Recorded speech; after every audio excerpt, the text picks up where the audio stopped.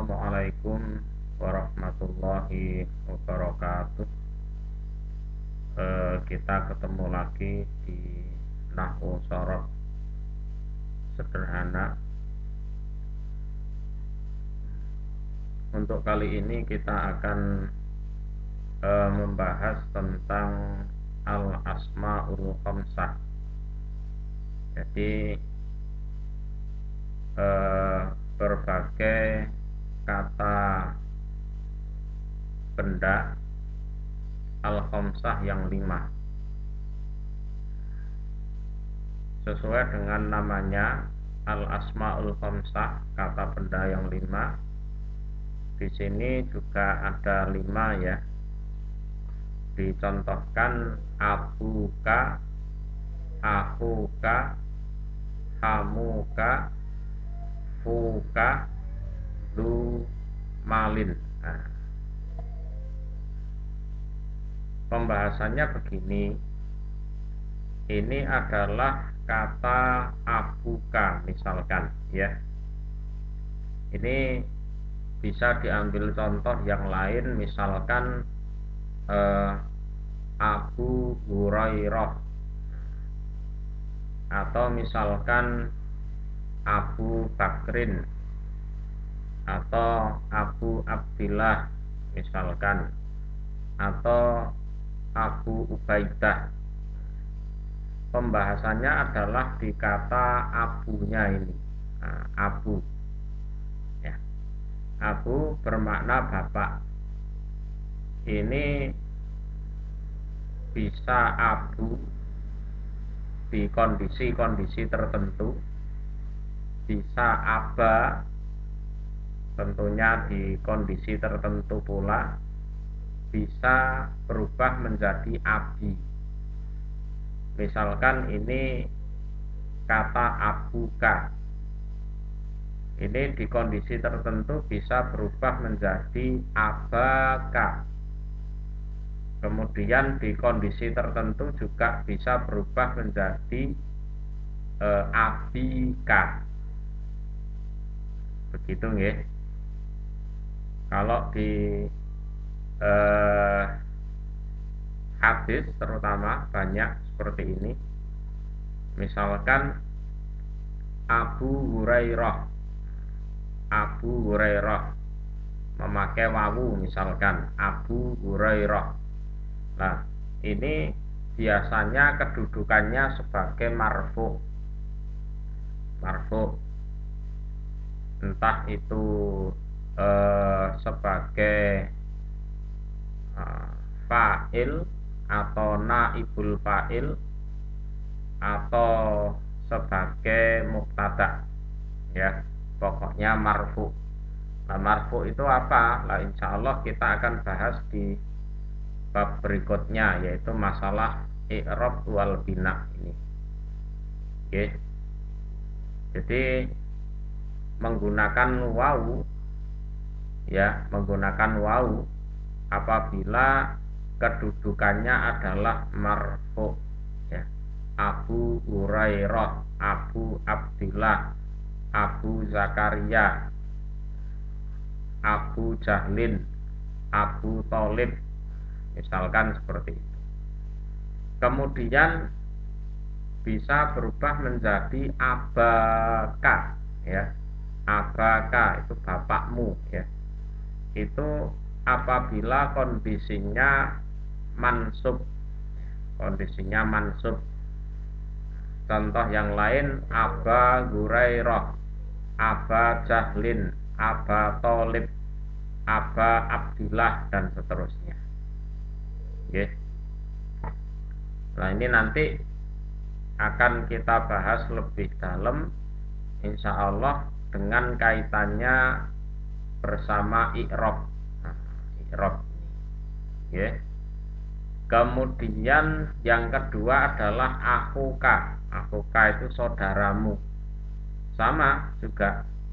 Ini akhuka dengan wawu ya, apabila kondisinya marfu. Kalau kondisinya mansub, maka menjadi akhoka, memakai alif ya, akhoka. Kemudian kalau majrur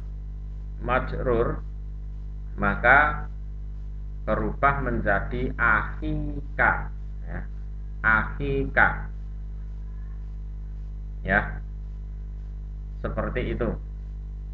Kemudian hamuka sama juga, ya, hamuka kalau marfu, kemudian hamaka kalau eh, apa, mansub, hamika apabila majrur. Bagaimana dengan fuka? Fuka ini mulut, ya, mulutmu. Fuka itu kalau eh, marfu, faka itu kalau mansub, fika, nah, itu kalau majrur. Contoh hadis fi fimroatik, nah itu contohnya seperti itu.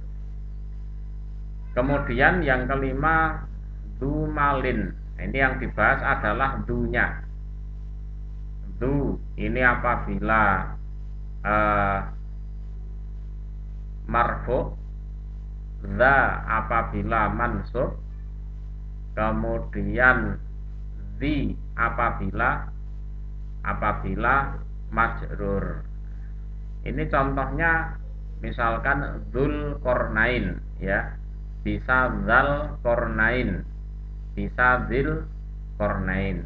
Nah, kalau dumalin ini artinya yang mempunyai harta. Kalau dzul kornain misalkan di Al-Quran yang mempunyai dua tanduk. Bisa du malin ini kalau marfu, bisa za malin apabila mansub, bisa di malin apabila majrur. Insya Allah sudah bisa dipahami. Untuk berikutnya kita akan membahas tentang al-i'rab wal bina. Al-i'rab, adapun i'rab, huwa yang disebut i'rab iku taghyiru awakhiril kalimat, berubahnya beberapa akhir dari kata, bisa babi dukulil amil, dengan disebabkan masuknya amil. Nah, amil ini eh, subjek atau yang mengerjakan. Nah, itu. Jadi dengan kata lain, al-i'rab ini adalah adanya suatu perubahan di di akhir kalimat. Bisa bu, bisa ba, bisa bi. Nah, ini contohnya, ya. Ya. Contoh hadoro at-tolibu. Ya. Hadoro hadir, datang, ya. Sopo at-tolibu. Nah, at-tolibu siswa. At-tolibu siswa. Perhatikan. At-tolibu di sini kedudukannya adalah subjek, ya, kedudukannya adalah subjek. Kalau dalam bahasa nahwu kedudukannya sebagai fa'il, pelaku pekerjaan. Kalau kedudukannya sebagai subjek atau fa'il, maka baknya ini didhamah, ya, baknya ini didhamah, pasti didhamah, ya, pasti didhamah. Lah dhamahnya ini disebut marfu. Contoh lain, ya, contoh lain, jalasa al-qari'u. Nah, jalasa duduk, sopo al-qari'u orang yang membaca, pasti didhamah, ya, huruf terakhir pasti didhamah. Lah ini disebut marfu, ya, disebut marfu. Contoh berikutnya, ro'a itu melihat aku at-thaliba, pada siswa, ya. Lah, di kata ra'aitu at-thaliba ini, at-thalib itu sebagai objek, ya. Ro'a itu melihat aku, atau liba pada tolib, ya, pada siswa, ya. Subjeknya aku, predikatnya melihat, kan gitu. Terus atolib ini objek. Kalau dalam bahasa nahwu, kedudukan tolib di sini ini adalah sebagai maf'ul bih, ya, objek. Maf'ul bih itu ditandai dengan fathah ini, ya, tidak boleh didoma. Lah, fathah di sini ini disebut mansub, ya, mansub. Jadi kalau marfu itu doma tanda utamanya, ya. Kalau mansub di fathah, ya. Terus yang ketiga majrur itu di kasroh. Nah, contoh yang ketiga ini contoh majrur, ya, majrur. Maror tu lewat aku, bitolibi, bertemu dengan seorang siswa. Nah, ya, dengan adanya bak di depan ini, maka bak yang di belakang ini di kasroh. Nah, inilah yang disebut dengan majrur, ya, disebut dengan majrur. Majrur tanda dasarnya adalah kasroh, ya. Jadi marfu tandanya dhamma, mansub tandanya fathah, majrur tandanya kasroh, ya. Contoh lain, wallahu. Nah, ini kedudukannya sebagai mubtada. Mubtada itu marfu. Mubtada itu pasti marfu, ditandai dengan dhammah. Kemudian innallaha, ya, asalnya wallah diubah menjadi innallaha. Kalau ada inna di depannya, maka huruf terakhir di lafadz jalalah ini di fathah. Lah, ini disebut mansub. Ini marfu, ini mansub. Kemudian billahi, ini asal kata Allahu, kemudian ada tambahan ba di belakang, sehingga huruf terakhir di kasroh, ini disebut majrur, ya. Marfu tandanya yang pokok adalah dhammah, mansub tanda pokoknya adalah fathah, majrur tanda pokoknya adalah kasroh. Diingat-ingat, ya.